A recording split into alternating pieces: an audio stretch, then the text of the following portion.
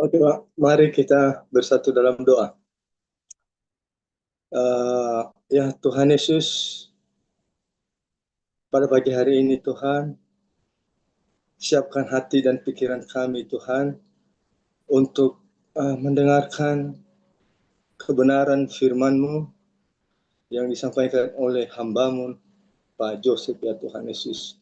Dan Engkau berkati setiap orang yang membacakan ayat-ayat firman-Mu pada pagi hari ini ya Tuhan Yesus.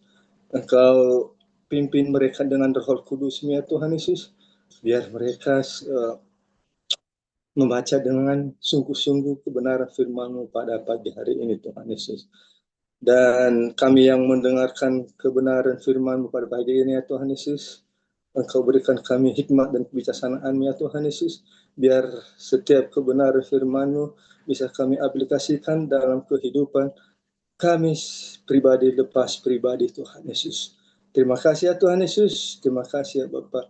Siapkan hati dan pikiran kami Tuhan untuk mendengarkan kebenaran firman-Mu pada pagi hari ini. Di dalam nama-Mu ya Tuhan kami berdoa dan mengucap syukur. Haleluya. Amin. Terima kasih Pak Amin. Utomo. Terima kasih Pak Asani. Tuhan Yesus memberkati. Silakan Ibu Ayu Anggreni serta Pak Cecep Utama. Baik, terima kasih Pak Utomo. Saya akan membacakan Mazmur pasal 7 ayat 1 sampai 18. Nyanyian ratapan Daud yang dinyanyikan untuk Tuhan karena Kus, orang Benyamin itu. Ya Tuhan Allahku, padamu aku berlindung. Selamatkanlah aku dari semua orang yang mengejar aku, dan lepaskanlah aku, supaya jangan mereka seperti singa menerkam aku dan menyeret aku, dengan tidak ada yang melepaskan. Ya Tuhan Allahku, jika aku berbuat ini, jika ada kecurangan di tanganku, jika aku melakukan yang jahat terhadap orang yang hidup damai dengan aku, atau merugikan orang yang melawan aku dengan tidak ada alasannya, maka musuh kiranya mengejar aku sampai menangkap aku dan menginjak-injak hidupku ke tanah dan menaruh kemuliaanku ke dalam debu. Bangkitlah Tuhan dalam murka-Mu, berdirilah menghadapi geram orang-orang yang melawan aku. Bangunlah untukku, ya Engkau yang telah memerintahkan penghakiman. Biarlah bangsa-bangsa berkumpul mengelilingi Engkau, dan bertahtalah di atas mereka di tempat yang tinggi. Tuhan mengadili bangsa-bangsa. Hakimilah aku, Tuhan, apakah aku benar, dan apakah aku tulus ikhlas. Biarlah berakhir kejahatan orang fasik, tetapi teguhkanlah orang yang benar. Engkau yang menguji hati dan batin orang, ya Allah yang adil. Perisai bagiku adalah Allah yang menyelamatkan orang-orang yang tulus hati. Allah adalah hakim yang adil, dan Allah yang murka setiap saat. Sungguh, kembali ia mengasah pedangnya, melentur busurnya dan membidik. Terhadap dirinya ia mempersiapkan senjata-senjata yang mematikan, dan membuat anak panahnya menjadi menyala. Sesungguhnya, orang itu hamil dengan kejahatan. Ia mengandung kelaliman dan melahirkan dusta. Ia membuat lubang dan menggalinya, tetapi ia sendiri jatuh ke dalam pelubang yang dibuatnya. Kelaliman yang dilakukannya kembali menimpa kepalanya, dan kekerasannya turun menimpa batu kepalanya. Aku hendak bersyukur kepada Tuhan karena keadilannya, dan bermazmur bagi nama Tuhan yang maha tinggi. Demikian.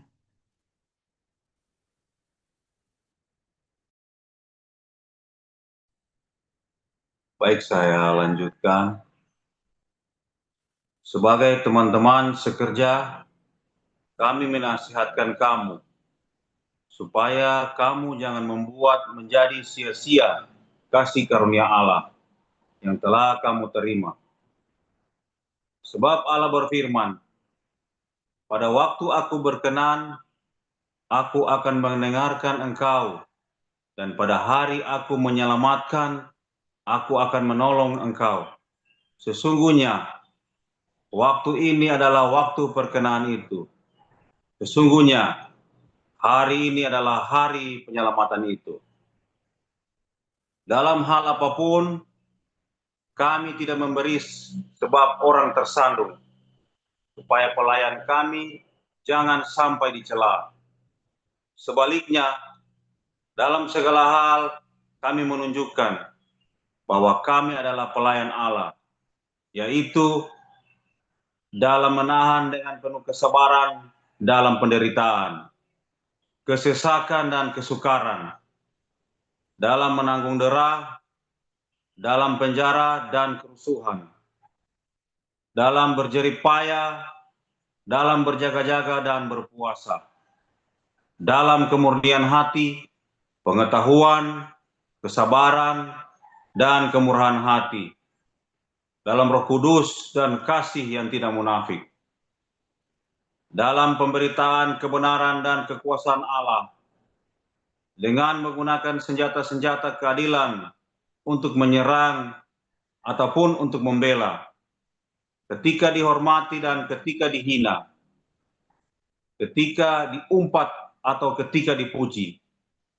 ketika dianggap sebagai penipu namun dipercayai, sebagai orang yang tidak dikenal namun terkenal, sebagai orang yang nyaris mati dan sungguh kami hidup, sebagai orang yang dihajar namun tidak mati, sebagai orang berduka cita namun senantiasa bersuka cita, sebagai orang miskin namun memperkaya banyak orang, sebagai orang tak bermilik sekalipun kami memiliki segala sesuatu. Hai orang Korintus, kami telah berbicara terus terang kepada kamu. Hati kami terbuka lebar-lebar bagi kamu. Dan bagi kamu ada tempat yang luas dalam hati kami. Tetapi bagi kami hanya tersedia tempat yang sempit di dalam hati kamu. Maka sekarang, supaya timbal balik, aku berkata seperti kepada anak-anakku. Bukalah hati kamu selebar-lebarnya. Janganlah kamu merupakan pasangan yang tidak seimbang dengan orang-orang yang tak percaya. Sebab persamaan apakah terdapat antara kebenaran dan kedurhakaan? Atau bagaimanakah terang dapat bersatu dengan gelap? Persamaan apakah yang terdapat antara Kristus dan Belial? Apakah bagian bersama orang-orang percaya dengan orang-orang tak percaya? Apakah hubungan bait Allah dengan berhala? Karena kita adalah bait dari Allah yang hidup menurut firman Allah. Aku akan diam bersama-sama dengan mereka dan hidup di tengah-tengah mereka. Dan aku akan menjadi Allah mereka, dan mereka akan menjadi umatku. Sebab itu, keluarlah kamu dari antara mereka, dan pisahkanlah dirimu dari mereka. Firman Tuhan, janganlah menjamah apa yang najis, maka aku akan menerima kamu. Dan aku akan menjadi bapamu, dan kamu akan menjadi anakku laki-laki dan anakku perempuan. Demikianlah firman Tuhan yang Maha Kuasa. Baik, terima kasih. Terima kasih Ibu Ayu Anggreni serta Bapak Jajak Utama. Bapak Ibu, ada beberapa etika di Zoom ini, yaitu menghindari makan atau minum berlebihan, serta petugas akan menutup video Bapak Ibu apabila latar belakang pintu atau langit-langit atau background ada sponsor dan sudah tidak berkenan di acara ini. Serta jangan lupa untuk mengikuti Shalom Indonesia setiap hari Senin sampai Jumat pukul 21 sampai mulainya pukul 21 WIB, serta Dokter Medsos di hari Senin sampai Jumat pukul 18 WIB dimulainya, serta Embun Pagi seperti saat ini dimulai pukul 4, Satu lagi, Koinonia online setiap hari Minggu pukul 19 WIB. Jangan lupa Bapak Ibu untuk selalu. Oke, silakan Pastor untuk mulai.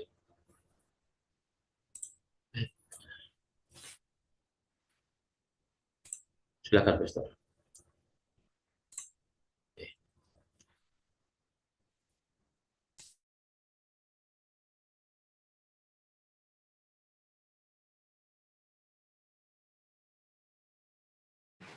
Oke, luar biasa.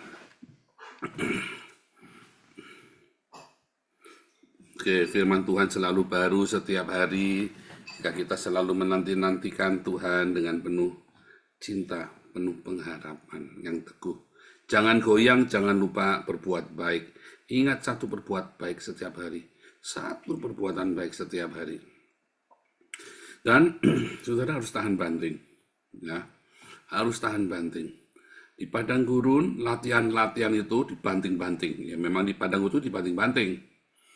Di padang gurun kamu akan dibanting-banting ya, baik kesalahanmu sendiri maupun ya namanya padang gurun, apapun bisa terjadi ya, semua hal bisa terjadi, dari rambut rontok sampai patah tulang leher segala macam, pokoknya bisa terjadi. Dan itu semua baik untuk latihan kita supaya kita kuat. Sebetulnya tanah perjanjian itu ya, bukan di tanah perjanjian itu bukan kamu tuh nikmat, bukan. Cuman karena kamu sudah terlatih jadi rasanya nikmat ya. Di tanah perjanjian itu banyak orang iri sama kamu, banyak orang jengkel sama kamu sirik, kamu difitnah tiap hari. Di padang gurun siapa yang mau fitnah kamu? Kamu lagi sial. Udah lagi siapa lagi yang mau difitnah? Ya kan? Kamu lebih kere dari saya. Ngapain aku ngurusin kamu? Kamu lebih kere dari saya kan? Orang berpikirnya begitu. Kamu lebih susah, kamu lebih sial, kamu lebih ruwet daripada hidup saya. Orang berpikir, tapi di tanah perjanjian kamu tuh, waduh, ya, dari mulai kamu selingkuhin kucingnya dia sampai kamu dibilang kamu kawinin anjingnya dia, pokoknya segala macam fitnah itu ada, segala macam cacian, cercaan itu ada. Karena orang jealous, iri sama kamu. Ya, iri. Maka dari itu, kamu latihan di padang gurun dibanting-banting. Nah, di padang gurun kamu nggak sempat iri sama orang. Aduh, mau iri apa lagi? Ya, nengok orang lain aja kamu, ngurusin orang lain aja kamu udah nggak pusing, udah pusing. Karena tiap badai itu terlalu besar. Tapi percayalah, nikmati padang gurun itu. Karena kamu di padang gurun itu dilatih. Kamu masuk ke sebuah tanah yang permai di mana semua iri padamu dan semua ingin mengambil punyamu. Semua ingin merampokmu, semua ingin begal kamu. Semuanya ingin membuat kamu hancur. Jadi tantangannya besar sekali. Kamu masuk tanah perjanjian itu tidak lebih kecil daripada padang gurun. Tapi di padang gurun kamu latihan tiap hari karena kamu nggak ada gawean lain selain latihan. Orang-orang Yahudi, orang-orang Israel itu di padang gurun tidak bisa bercocok tanam. Kerjanya tiap hari apa? Latihan perang-perangan, latihan megang senjata. Anak umur 6 tahun aja belajar pakai pisau belati, belajar pakai panah. Anak 6 tahun sudah dilatih semuanya, disiplin yang luar biasa di padang gurun itu. Begitu kamu masuk tanah perjanjian, anak-anak ini menjadi tentara-tentara yang luar biasa. Siapapun tidak bisa ambil sampai mereka keenakan di tanah perjanjian. Ya, Salomo lupa betapa susahnya padang gurun. Anaknya Salomo lupa betapa susahnya padang gurun. 400 tahun kemudian kerajaan itu bubar, pecah jadi 2. Dan akhirnya mereka harus kembali ke padang gurun, dibuang, dilempar dari tanah perjanjian, bukan padang gurun namanya, ke pembuangan. Maka dari itu, supaya kamu jangan sampai dibuang, supaya kamu tetap tinggal di tanah yang Tuhan janjikan kepadamu. Kamu latihanlah, nikmatilah padang gurun. Setiap kamu lagi termehek-mehek, setiap kamu lagi aduh badan sakit semua, bilang ini latihan. Bersukacitalah, karena nanti ketika kamu memperoleh tanah perjanjianmu, banyak orang akan merebutnya darimu. Dan kamu harus siap dengan semua latihan itu, latihan rendah hati. Loh, tidak ada latihan lain. Peperangan yang paling mengerikan adalah peperangan terhadap pikiran kita yang sombong, pikiran kita yang arogan, yang angkuh, pikiran kita yang tersinggungan, dihina orang tidak mau, ya. Makanya kamu kere terus kan, karena kamu sombong. Ya, makanya kamu nggak bolak-balik pindah kerjaan. Makanya kamu, ya maaf, akhirnya kawin cerai terus. Kamu akhirnya laki-laki keluar dari kerjaan, gonta-ganti kerjaan setahun mah bisa 7 kali. Karena kamu terlalu sombong. Di padang gurun itulah kamu diajari rendah hati. Begitu kamu lulus semua training pelatihan padang gurun, kamu akan dapatkan satu ijazah, sertifikat kerendahan hati. Apakah sudah lulus? Enggak, kamu harus next level. Ya, karena di tanah perjanjian kamu tetap harus rendah hati. Tetap harus tahan dengan segala cercaan dan hinaan. Karena begitu kamu goyang dengan kerendahan hati, maka tanah perjanjian itu akan jatuh ke tangan orang. Berbahagialah orang yang rendah hati, karena dia akan memiliki bumi, dia akan mewarisi negeri. Masalahnya, kamu tidak rendah hati, kamu tersinggungan, ngamukan, ngentutan, repot. Repot sekali. Akhirnya, orang yang mewarisi, kamu enggak, lah salah siapa?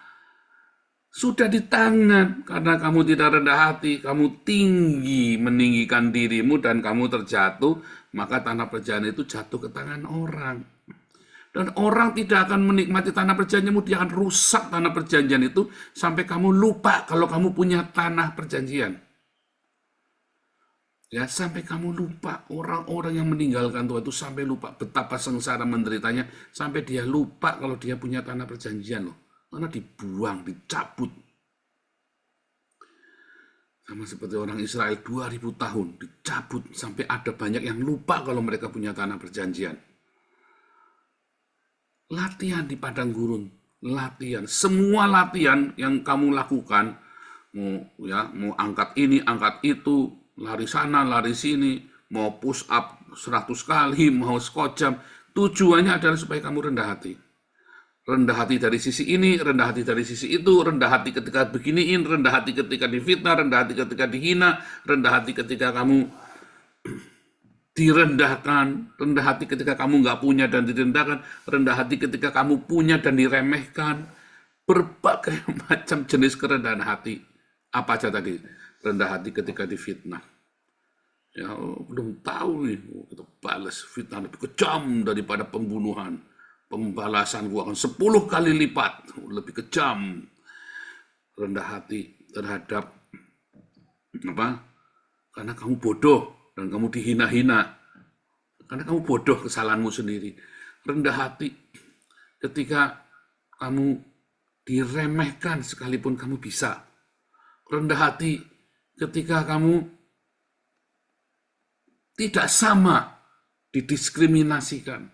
Rendah hati ketika kamu pintar, kamu cerdas, tetapi kamu sengaja dijatuhkan. Ya, rendah hati ketika apalagi banyak sekali yang membuat kamu jatuh dalam kerendahan hati.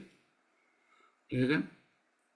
Kerendahan hati ketika kamu merasa kamu paling hebat, tapi kamu tahu semua itu hanya karena Tuhan, bukan karena kamu. Semua aspek di padang gurun, semua latihan-latihan itu supaya kamu rendah hati. Masalahnya nggak kelar-kelar kan? Karena saya bilang di padang gurun itu cuman kamu butuh, ya Tuhan, aku berserah padamu, apapun terjadi terjadilah. Tiba-tiba kamu nyampe. Karena itulah sebab ucapan kerendahan hatian, pengakuan bahwa kamu memang sudah selesai. Nggak sanggup, hanya Tuhan yang sanggupkanmu. Kalau gitu kenapa kamu tersinggungan? Kalau gitu kenapa kamu masih jengkel orang menghina kamu, meremehkan kamu? Kalau gitu mengapa kamu masih marah ketika orang melakukan meremehkan kamu, menghina karena kamu memang bodoh? Kalau gitu kenapa kamu masih marah ketika orang nggak nganggap kamu ada? Nggak usah marah. Ya, rendah hati. Kamu nggak ada, katanya orang-orang. Nggak ada, Paulus itu nggak ada. Paulus itu siapa sih? Kamu belum tahu siapa saya. Rendah hati. Ya, ketika bahkan kamu memang ternama, kamu terkenal populer, kamu tetap rendah hati. Kamu tetap akui Tuhan dalam segala langkahmu. Simple. Karena itulah latihan di padang gurun diperlukan. Supaya di tanah perjanjian kamu bertahan di sana. Dan karena di tanah perjanjian itu orang rebutan mau ambil dari kamu. Supaya kamu jatuh. Supaya kamu rusak. Supaya kamu ruwet.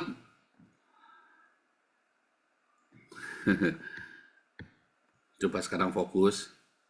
Wah, saya harus belajar dogma ini, dogma itu. Aduh, nanti. Dogma itu nanti 5 tahun lagi enggak apa-apa belajarnya. Tapi kamu sekarang belajar itu rendah hati. Belajar itu rendah hati. Ya, belajar untuk rendah hati. Respon ya dengan kerendahan hati. Rumusnya jelas. Ya, orang yang rendah hati akan mewarisi bumi. Dialah yang akan mewarisi tanah perjanjian. Simpel sekali, rumusnya jelas. Karena di tanah perjanjian supaya kamu tetap mewarisinya, kamu ajari kamu dan ajari anakmu, ajari cucumu, ajari semua keturunanmu tentang kerendahan hati. Masalahnya tidak banyak orang tua mengajari anaknya kerendahan hati. Karena takut jadi minder kan. Karena si orang tua ini nggak punya kerendahan hati. Maka yang dia punya apa? Sombongan. Jangan mau kamu diremehkan orang. Jangan mau kamu dihina orang. Ya, maaf ya, dulu papi saya ngajari salah. Jangan mau dikelekin sama perempuan. Wah, itu ajaran yang paling salah itu. Bukan berarti kamu terus mau diketiak yang perempuan diatur, bukan. Kita equal. Kita equal. Bukan kamu yang jadi bos, bukan perempuan yang jadi bos. Kita equal. Tapi kita justru belajar melayani, bukan cuma diketeknya. Kita kalau perlu kita cuci kakinya. Iya kan? Artinya kita melayani. Kalau perlu kita melayani. Bukan mau tinggi-tinggian, bukan. Kita melayani terlebih dahulu. Barang siapa melayani terlebih dahulu, maka dia yang menjadi pemimpinnya. Paradoks kan? Siapa yang melayani terlebih dahulu, siapa yang memberi hormat terlebih dahulu, masalahnya kan kamu nggak diajari untuk memberi hormat terlebih dahulu kan?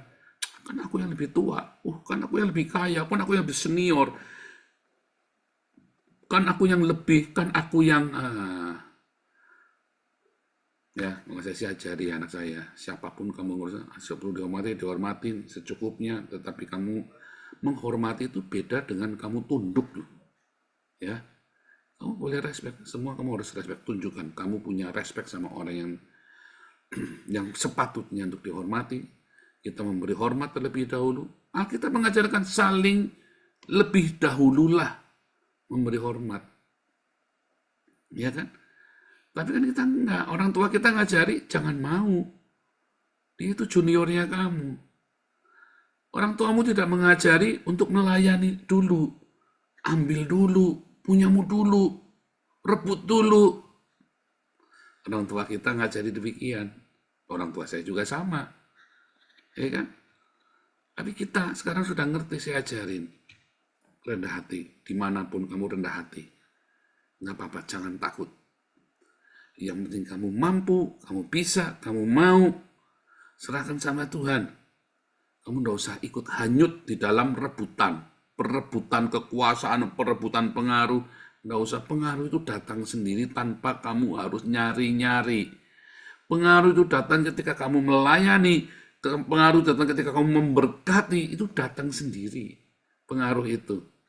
Tapi kalau kamu mencari pengaruh, nggak langgeng, intrik itu namanya. Itu bukan kerendahan hati. Mencari sebuah pengaruh itu bukan kerendahan, itu menunjukkan bahwa kamu sombong.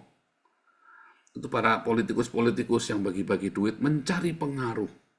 Itu berarti sombong. Tapi kalau kamu melayani, kalau kamu berdampak, kalau kamu memberkati terlebih dahulu, maka kamu akan mendapat pengaruh.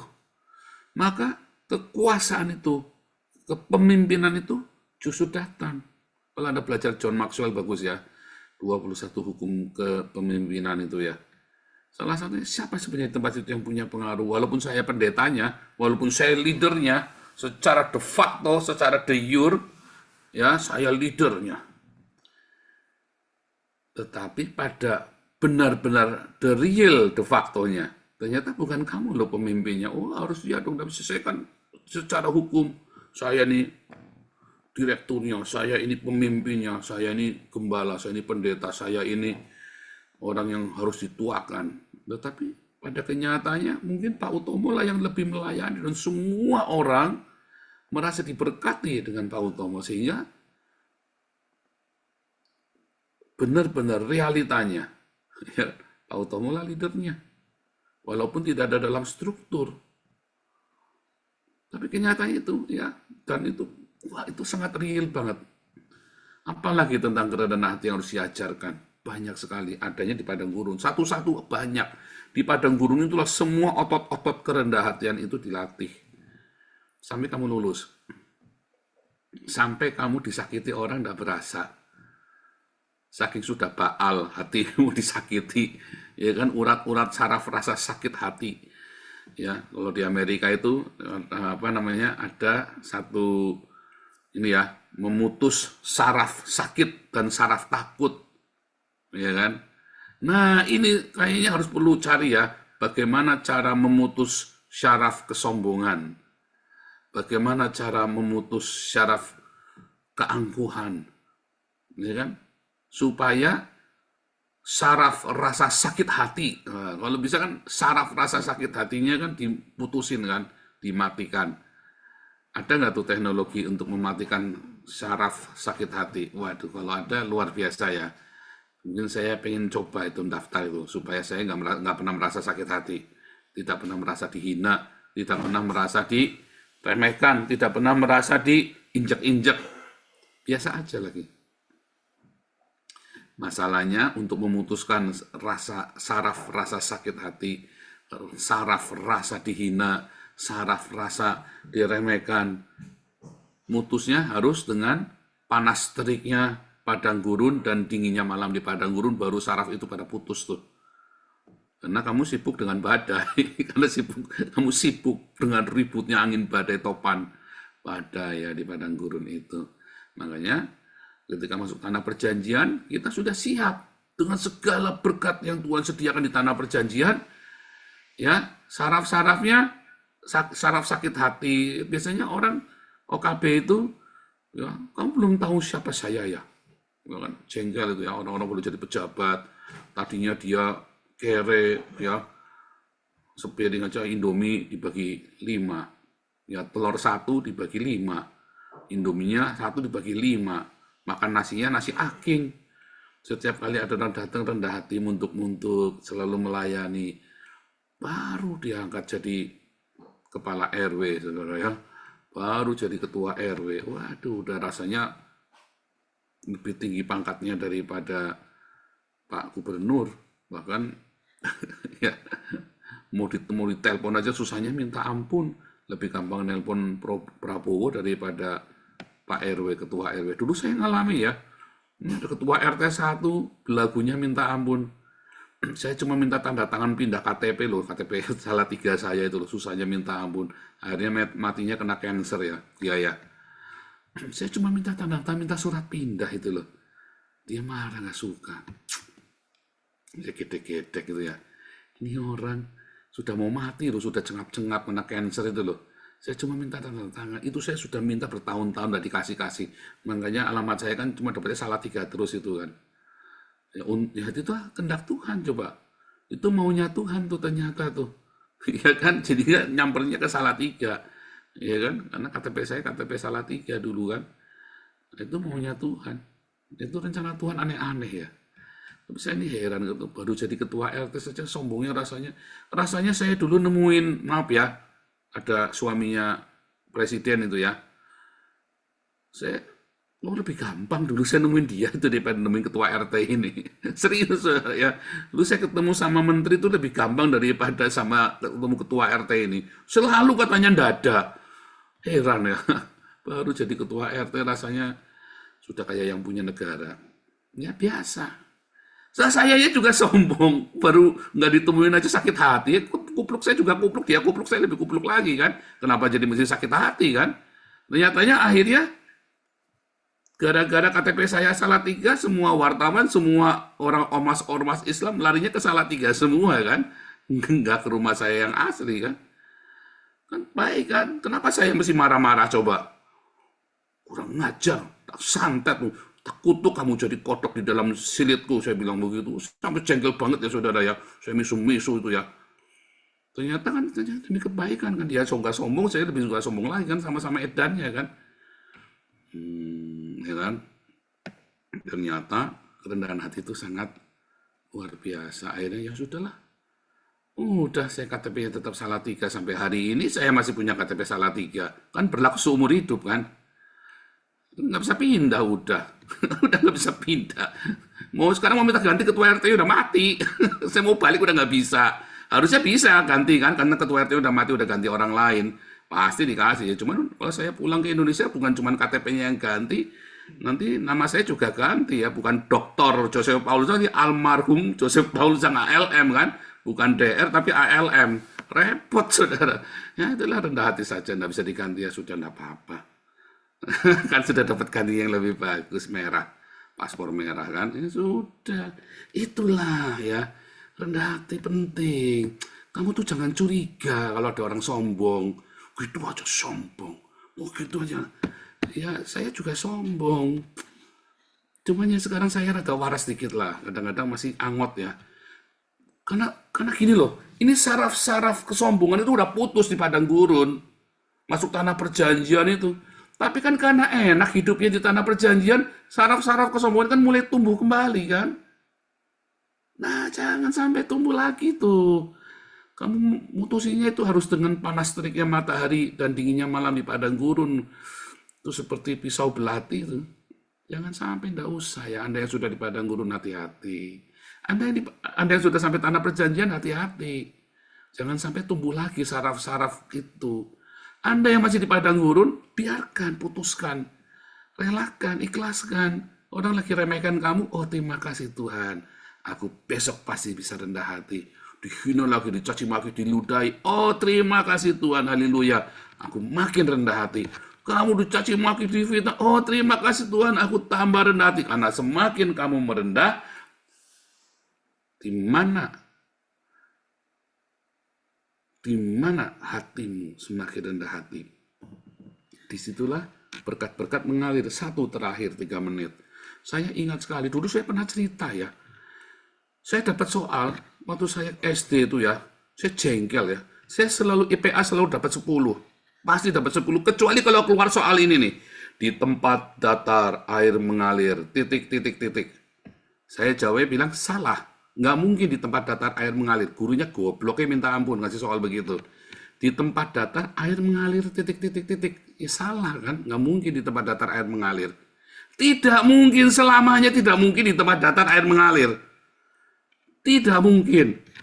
Saya entah kenapa berkali-kali 5 kali ulangan keluar 5 kali. 1 tahun keluar 5 soal ini selalu salah.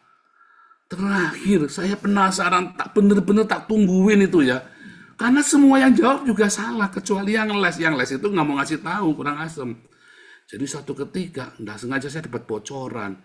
Di tempat datar, air mengalir, titik. Ada anak sok tahu. Yang ngacung, ya kebetulan dia les sama gurunya. Kan nggak boleh les sama gurunya kan. Tapi dia kebetulan mungkin sok tahu, sok pinter. Mencari tempat yang rendah. Loh, jawabannya kok gampang banget. Di tempat datar air mengalir, mencari tempat yang rendah. Kenapa saya nggak tahu ya?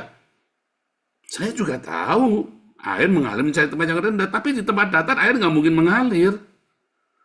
Nah, di tempat yang rendah itulah semua berkat-berkat dicurahkan, semua aliran-aliran sungai kehidupan pergi ke sana. Setuju? Tahan banting ya. Setiap kali kamu dihina, difitnah, diapain, terima kasih Tuhan, tambah rendah hati. Terima kasih Tuhan, tambah rendah hati. Ingat soal IPA. Di tempat datar, air mengalir, titik. Jawab ya. Jangan salah lagi, saya 5 kali salah lo ngisi lo. Kamu masa salah tak kasih bocoran? Kelewatan.